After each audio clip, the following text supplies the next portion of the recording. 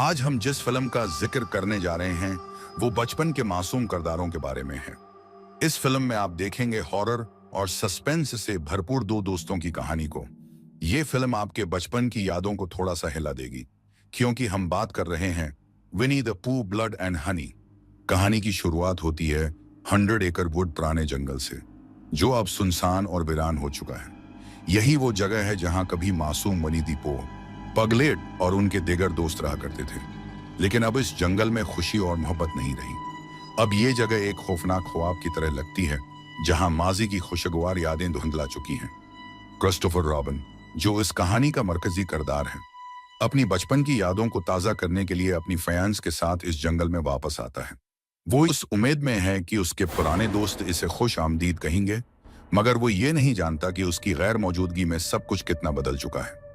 Christopher को अंदाजा नहीं होता कि जब वो अपने दोस्तों को छोड़ कर गया था, तब से इनके अंदर तन्हाई, भूख और दर्द ने एक ऐसी तब्दीली पैदा की है जिसने उनकी मासूमियत को नफरत और गुस्से में बदल दिया है।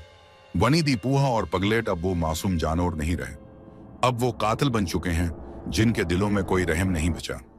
ये किरदार भूख, दर्द और मुसलसल इंतजार से इतने तंग आ चुके हैं कि उन्हें बका के हैं लिए अपनी मासूमियत को छोड़ना पड़ा। इन्होंने जो उम्मीदें बांध रखी थी वो किरची किरची हो चुकी हैं और अब उनका मकसद सिर्फ इंतकाम लेना है।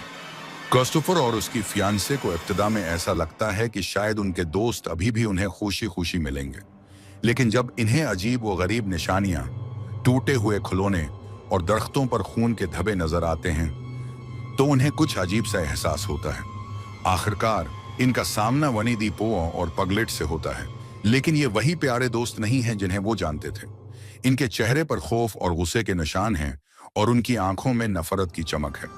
क्रिस्टोफर समझ नहीं पाता कि उसके दोस्त कैसे इतने वहशी बन गए। क्रिस्टोफर रॉबिन की बचपन की खुशगवार यादें अब एक डरावने ख्वाब में बदल गई हैं।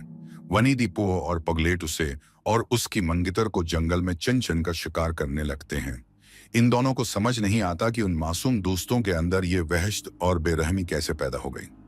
विनी द पू और पगलेट अपने अंदर के तमाम दर्द और गुस्से को निकालने के लिए वहशियाना तरीके से लोगों को मारना शुरू कर देते हैं। उनके हाथों में वही खिलौने हैं, मगर उनका इस्तेमाल वो इंतहाई जालमाना अंदाज में करते हैं।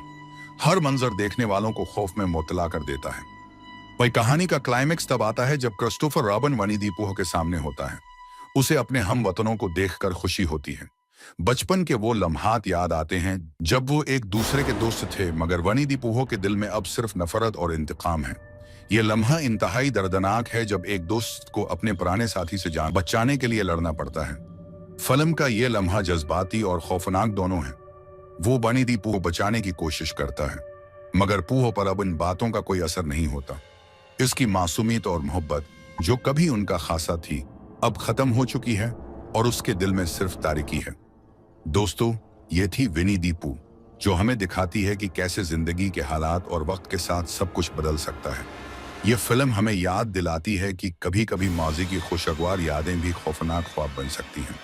अगर आपको हमारी ये वीडियो पसंद आई हो तो लाइक और सब्सक्राइब जरूर करें और हमें कमेंट्स में बताएं कि आपको फिल्म की कहानी कैसी लगी।